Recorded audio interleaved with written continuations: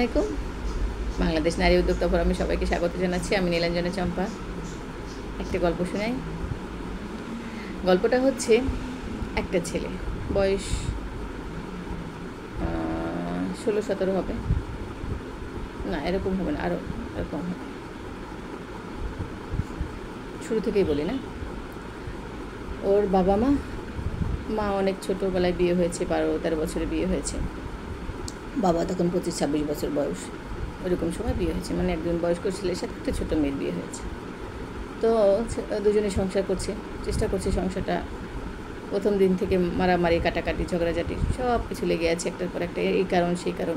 মেয়েটা শারীরিক ওইরকম অনেক কিছুতে দক্ষ ছিল না, আগ্রহ ছিল না, বুঝতো না। ছোটো বাচ্চা তো অনেক কিছু বোঝে না।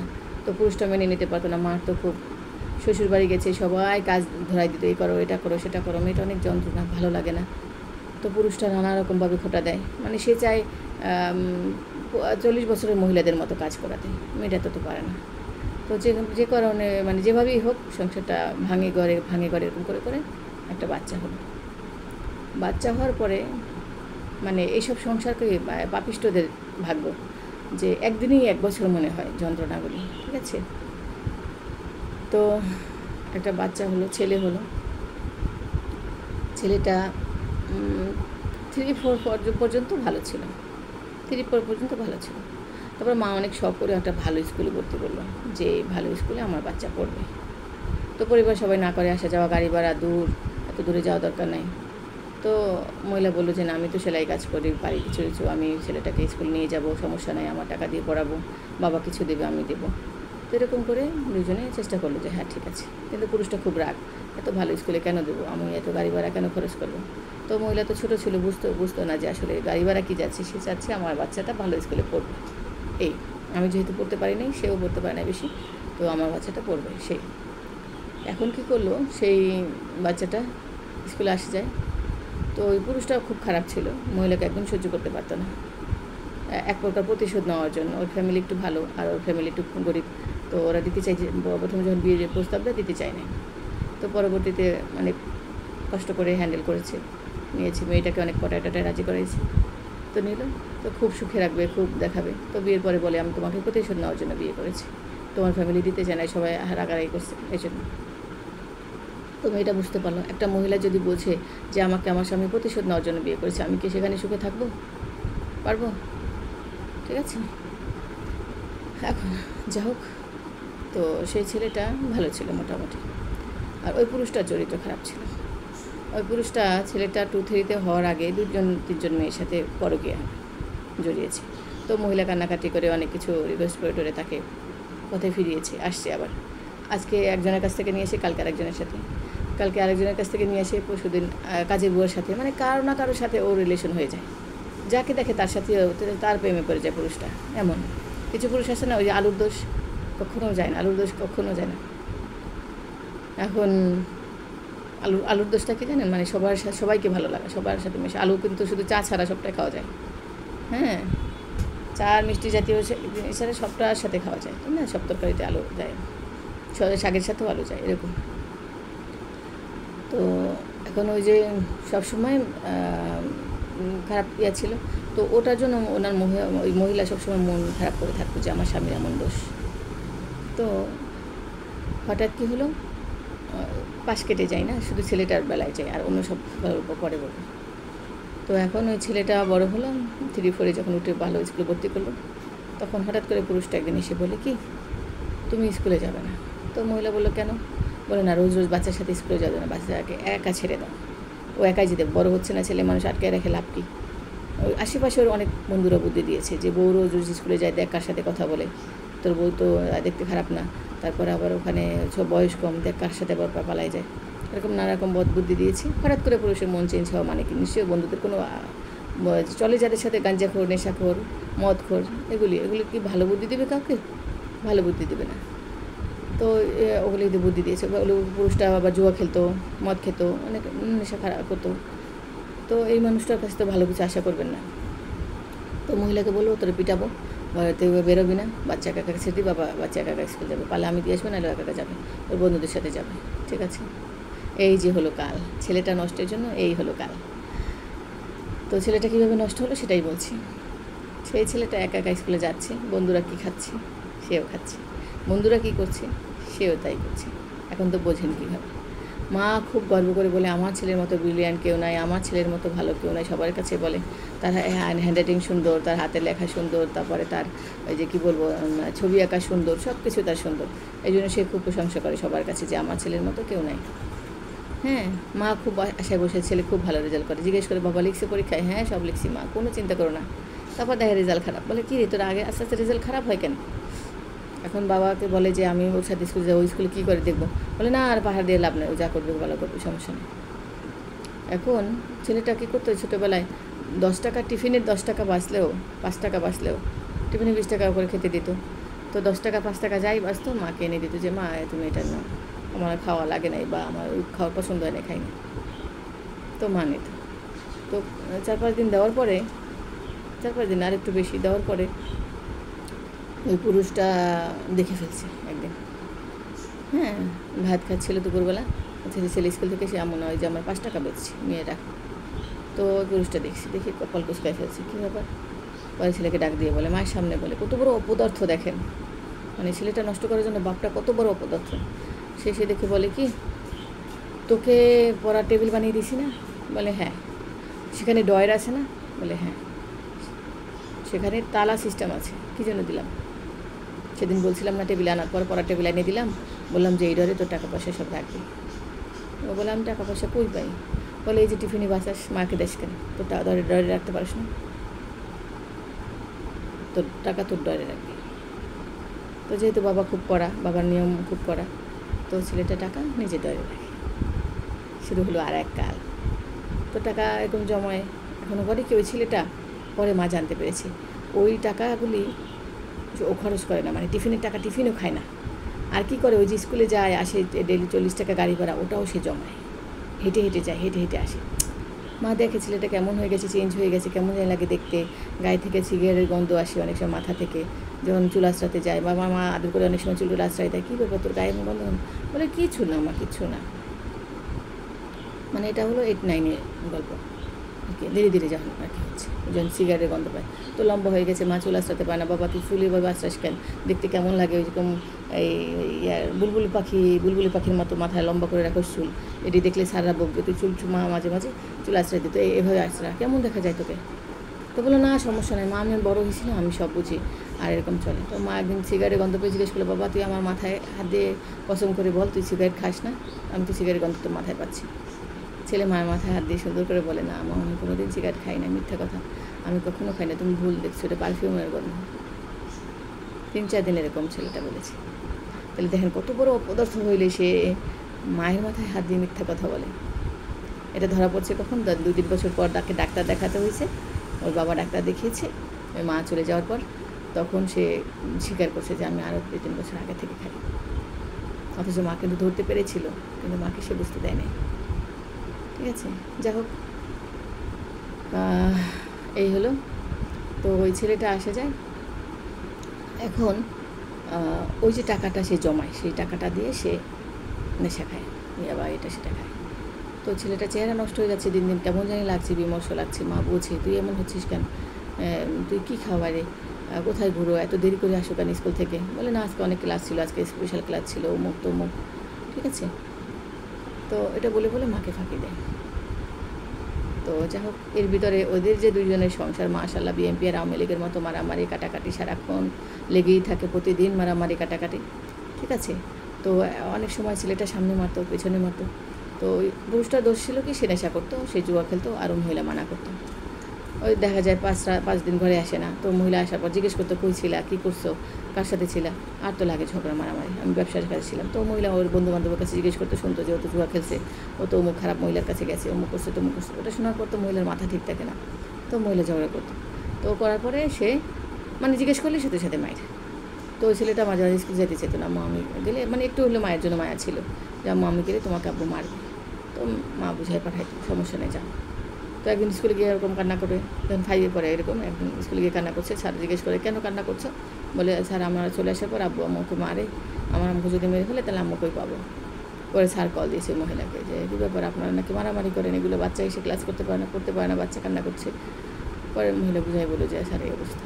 তো একদম নরক, সংসার নামে একটা নরক সেই মহিলা থাকতো। তো সেই ছেলেটা এইভাবে করতে করতে এসএসসি পরীক্ষা দিল। তো মা বলেছিল তুই যদি ভালো রেজাল্ট করিস তাহলে তোকে মোবাইল কিনে দেবে। তো সেই ছেলেটা মোবাইল কিনে দিল। এছাড়া ছেলেটা আর অনেক দোষ ছিল, বললাম না, মানে টিনেজার অবস্থায় যে হয় আর কি ওরকম। তো মা দেখতো অনেক সময় অনেক কিছু, বলতো না। অনলাইনে দেখি বিভিন্ন বন্ধুদের বাসায় যাইতো, বন্ধুদের সাথে থাকতো। তো ওর বন্ধুরা যা দেখতো অনলাইনে ও তাই দেখতো, ওই বাসায় এসে ওই ফিল্ডিংটা ও মা অনেক সময় দেখতে পারতো। তো সেটা না আরেকদিন বলি। তো মা বুঝতো যে আমার ছেলেটা নষ্ট হয়ে যাচ্ছে, সেই ছেলেটাকে আর ফেরানো যাবে না। তো বাবাও তো চেষ্টা করছে নষ্ট করার জন্য, যা খাক সমস্যা নেই, আমার ছেলে যেমন চাই তাই করুক। তো কী করলো, প্রথমে যখন 20 টাকা থেকে গাড়ি রিক্সা ভাড়া বাড়তে বাড়তে, গাড়ি ভাড়া বাড়তে বাড়তে 100 টাকা পকেট খরচ। 100 টাকা একটা ছেলে পকেট খরচ করে সকালে খেয়ে যায়, টিফিন নিয়ে যায়, সেই দুপুরে আসে। তো সেই 100 টাকা টিফিন নিয়ে কী করবে, দেয়, বাবাও দেয়, মা অনেক সময় না করে। আর ওই যে মাকে যখন পিটাই টিটাই, মামুরা আসলে জিজ্ঞেস করবে, সাক্ষী দেবে, এই জন্য পোলারে টাকা দিয়ে বসে রাখে যে তুই আমার কথা বলবি, তোর মায়ের দোষ ছিল, আমার কোনো দোষ নেই, তোর মায়েটা যে ঝগড়া করে এখন আমি ওর মারি। তো ছেলেটা এই বাবার পক্ষে আস্তে আস্তে চলে গেল। কারণ মা টাকা দেয় না, মা 20 টাকা দিলে হিসাব করে কি রে কয় টাকা খাইছিস, কয় টাকা বাচ্চাতে। আর বাবা টাকা দিলে তো সেটা বাবা আনলিমিটেড দেয়, যখন যা চায় তাই পায়। তো সেই জন্য বাবা কী করতো, টাকা দিয়ে ছেলেটাকে কিনে রাখতো। ছেলেটা বাবার পক্ষে চলে গেছে, বাবা যা বলে তাই। তো এরকম সময় কী করলো, এদের তো দুজনের ভাঙন লেগে গেছে। প্রায় ছেলেটা যখন 8, 9-এ পড়ে তখনই মাকে ওর বাবা ডিভোর্স দিয়ে দেয়। তারপর মহিলা চেষ্টা করে যে না সংসার থাকি ঠিকই, আমি যদি সাইন না করি তাহলে তো আর সংসার ভাঙবে না, ডিভোর্স হবে না।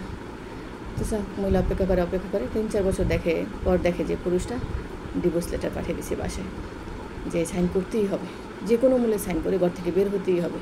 তো মহিলা বলে আমি তো আর এখন ঝগড়া করি না, সে ঠিক মতো বাসায় আসে না, তাহলে আমি আর বাসা থেকে কী বের হব, আমার কী দোষ, এখন তো আর ঝগড়া লাগে না। তো মহিলা খুব খুশি যে ও বাসায় ঠিক মতো আসে না, ভালো হয়েছে, মারামারি হয় না, কাটাকাটি হয় না। কিন্তু পুরুষটা আলাদা, বিয়ে করে সংসার করছে, সেখানে একটা মেয়েও হয়েছে।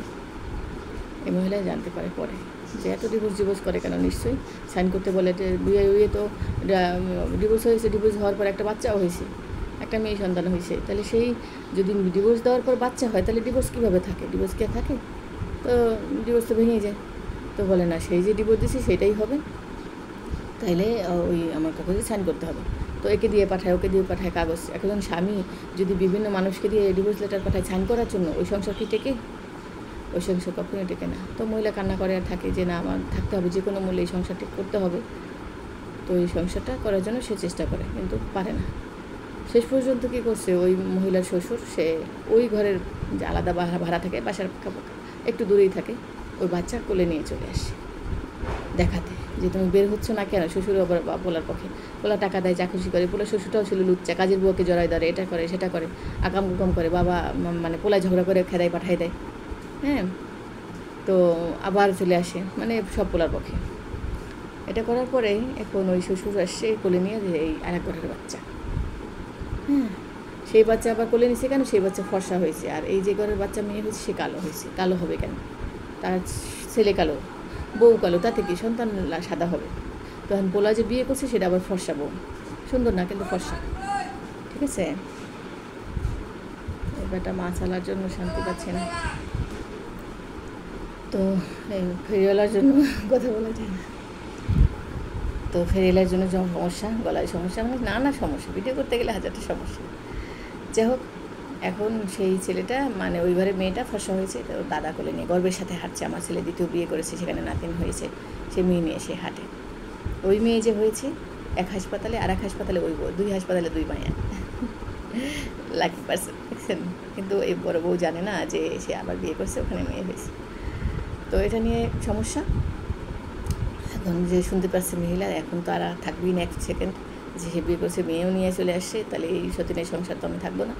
তো তার ভাইদের খবর দিল যে ভাইয়া এসে আমাকে নিয়ে যাও, আমি এই সংসার থাকবো না, আমি কাগজে সাইন করলে তো হয়তো কাগজ দিয়ে রাখছে, আমি সাইন করে চলে যাই, কারণ এখানে থাকবো না। তো মহিলা কী করলো, চলে গেল।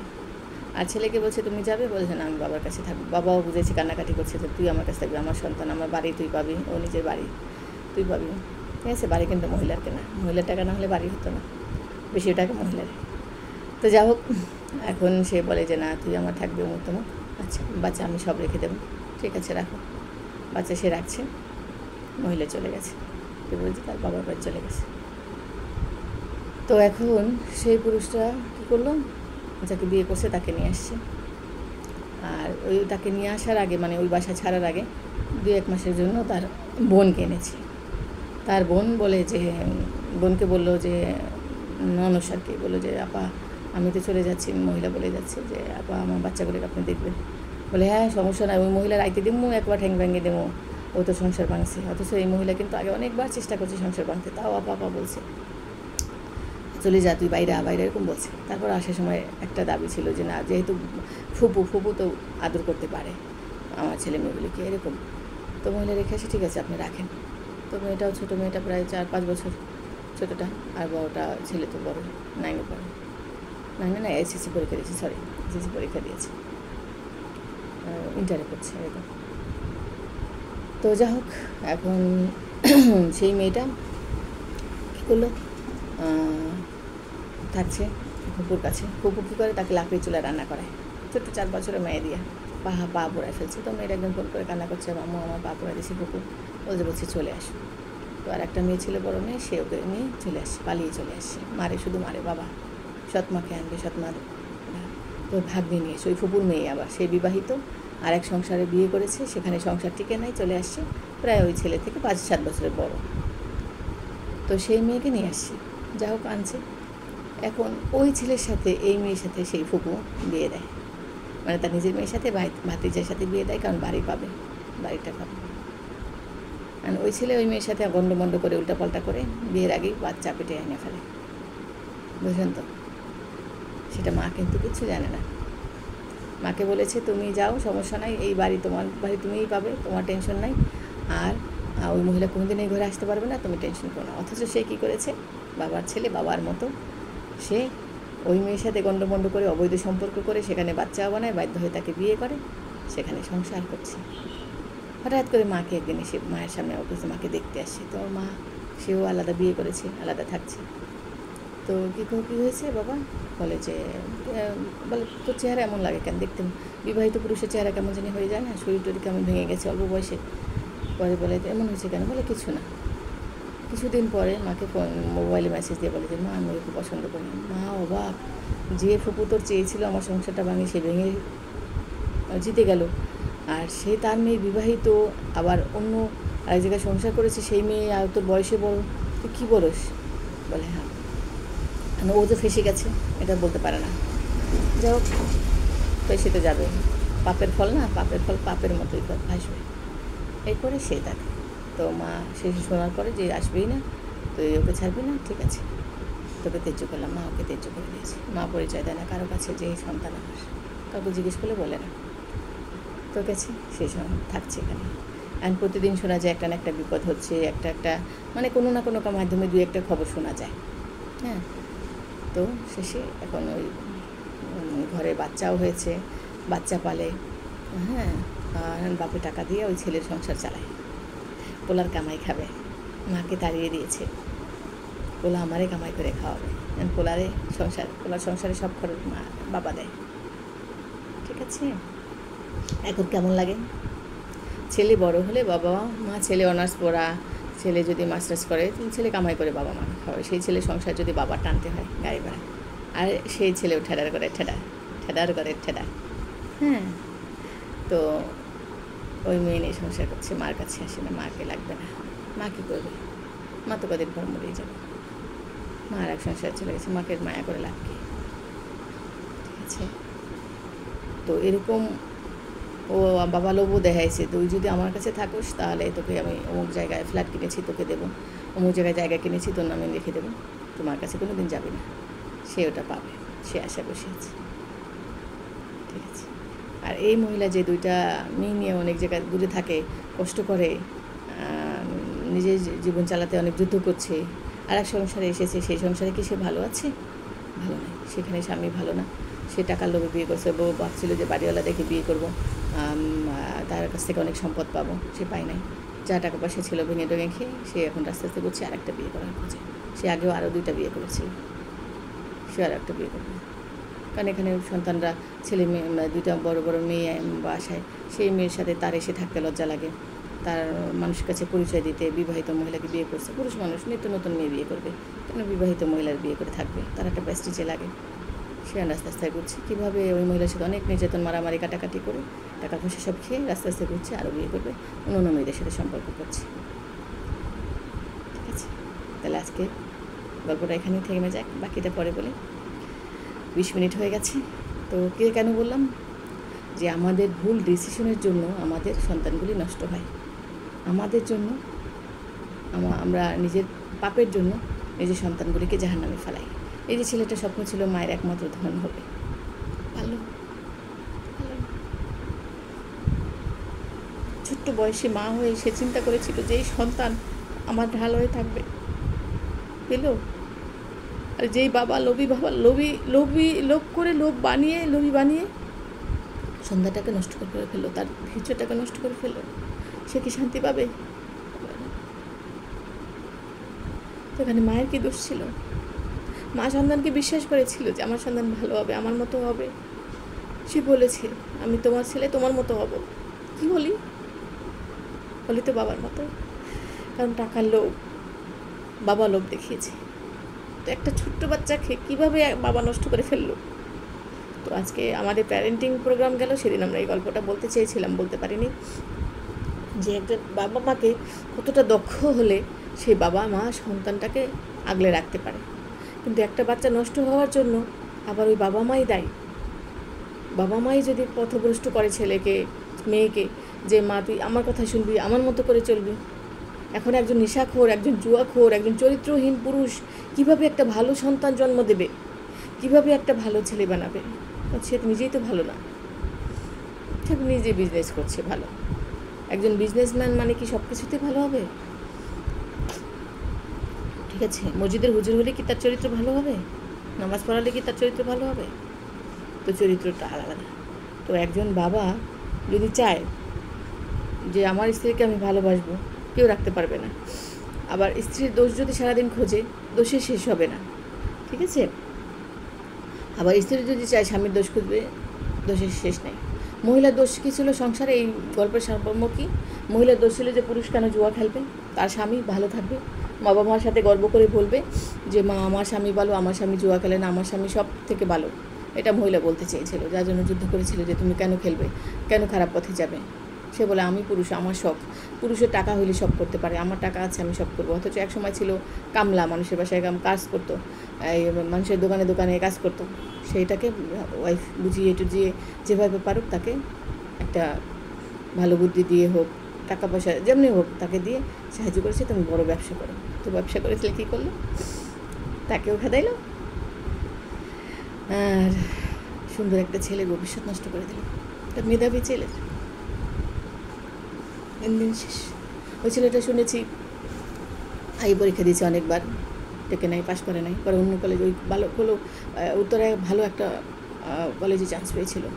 পরে অন্য কলেজে গিয়ে ভর্তি হয়ে কোনো রকম করে ছাড়াবেড়া করে পড়াশোনা করে এই যে কি মিডিয়া হাবিজাবিতে এগুলো পড়ে শেষ, তার ফিউচারটা শেষ। তো এই যে মায়ের গজব, মায়ের অভিশাপ, যে তোর মরণ যেন কুকুরের মতো হয়, মা অভিশাপ দিচ্ছে, হবে 100 বার হবে। মায়ের অভিশাপ ফালানো যায় না। তুই জীবনে শান্তি পাবি না, মা বলেছে, শান্তি পাচ্ছে না। চারিদিক থেকে তারা তাদের জীবনটা ধ্বংসের মুখে, তারা কষ্টে। মা যখন ছিল তখন 2টা করে গরু কোরবানি দিয়েছে, একটা গরু একটা ছাগল এরকম করে কোরবানি দিয়েছে। আর মা চলে আসে, কোরবানি দেওয়া শেষ, টাকা পয়সা শেষ, ব্যবসায় লস, আর ছেলেটাও চায় না। খা, বেশি বেশি খা, ভালো থাক। কেমন লাগে? তো কী হলো? একজনের জন্য সবাই মরল, একজনের পাপে সব মরে। ঠিক আছে, তো একজন ঘরের মধ্যে, সংসারের মধ্যে একজন যদি পাপী হয়, বাকি মানুষগুলোও ধ্বংস হয়, বাকি মানুষগুলোও কাঁদে। তো এই জন্য আমাদের সবসময় উচিত, সন্তানকে যখন লালন পালন করবেন, ভালো আদর্শ যদি দিতে না পারেন, তাকে খারাপ পথে নিয়েন না, চুপ থাকতে দেন, তুই তোর মতো চল। কিন্তু এভাবে চল, এভাবে আমার মতো হ বলতে গিয়ে ছেলেটা কী হলো? নষ্ট হয়ে গেল। যদি আপনি ভাবেন আপনি নষ্ট, আর বুঝবেন কীভাবে যে নষ্ট, সে তো বোঝে না সে নষ্ট, কারণ আল্লাহ তার সেই বোঝার ক্ষমতাটা বন্ধ করে দেয়। নষ্ট মানুষের সেন্সটাই বন্ধ করে দেয়, সে নষ্ট, সে যে ভুল করছে। চোর যদি বুঝতে পারতো সে ভুল করছে, জীবনে চুরি করতো না। ডাকাত যদি বুঝতে পারতো যে আমার এটা ভুল হচ্ছে, সে আল্লাহ কী করে, পাপী মানুষদের ছেড়ে দেয়, যা খুশি কর, কারণ তাকে একটা কঠিন মরণ দেবে, কঠিন একটা শাস্তি দিয়ে পৃথিবী থেকে নেবে, এই জন্য তাকে ছেড়ে দেয়। তো এই পাপীগুলিকে ছেড়ে দেয়, যা খুশি কর, তোর একসময় পতন হবে। সন্তান নষ্ট যে মা বর থেকে ওই যে মা ত্যায্য করে দিছি, যা মন চাকো তুই মরলেও আমি দেখবো না, ঠিক আল্লাহ আমাদের প্রতি সেটা করে। আমরা যখন আল্লাহর বিপথে চলি, আমরা যখন নষ্ট হয়ে যাই, তখন আমাদের আল্লাহ ছেড়ে দেয়, যা খুশি কর, আমি তোকে দেখবো না, কারণ তোর কপালে লেখা আছে সেই বিশাল দুঃখ নিয়ে তুই মরবি, মরার সময় তুই অনেক কষ্ট পেয়ে মরবি, কারণ মানুষ তোকে দেখে শিক্ষা পাবে। আকার ইঙ্গিতে অনেক শাস্তি দেয়, কিন্তু একদম বৃহৎ শাস্তি দিয়ে মরণ দেয়। ঠিক আছে, তো আজকের গল্প দিয়ে কি শিখলাম? কান্না করছি না, আমার তো সন্তান আছে, তাই না? আপনাদেরও সন্তান আছে, কারো না কারো গায়ে লেগে যাবে। এমন ঘটনা তো প্রতি ঘরে ঘরে হয়, তাই না? প্রায় ঘরে ঘরে, প্রতি ঘরে না, প্রায় ঘরে ঘরে হয়। তো সবাই সাবধান থাকবেন। আমার সন্তান আমাকে খাওয়াবে এই চিন্তা না করে সন্তানরা যেন ভালো মানুষ হয় সেই চিন্তা করেন। বুড়ো হলে আমাকে দেখবে কে সেই চিন্তা না করে আমি যেন এমন কিছু করি আমার ছেলে দেখতে আমাকে বাধ্য হয়, এমন করেন। যদি ভাগ্যে থাকে পেয়ে যাবেন, কিন্তু হাজব্যান্ড ওয়াইফের দুইজনের মন এক না হলে ওই সংসার কোনো দিন ভালো হয় না, ওই সংসারের সন্তানগুলিও ভালো হয় না। এই গল্পটা তার প্রমাণ। তো 25-26 মিনিট, প্রায় 27 মিনিট চলছে। তো সবাই ভালো থাকবেন, আল্লাহ হাফেজ। হ্যাঁ, সাবধানে থাকবেন।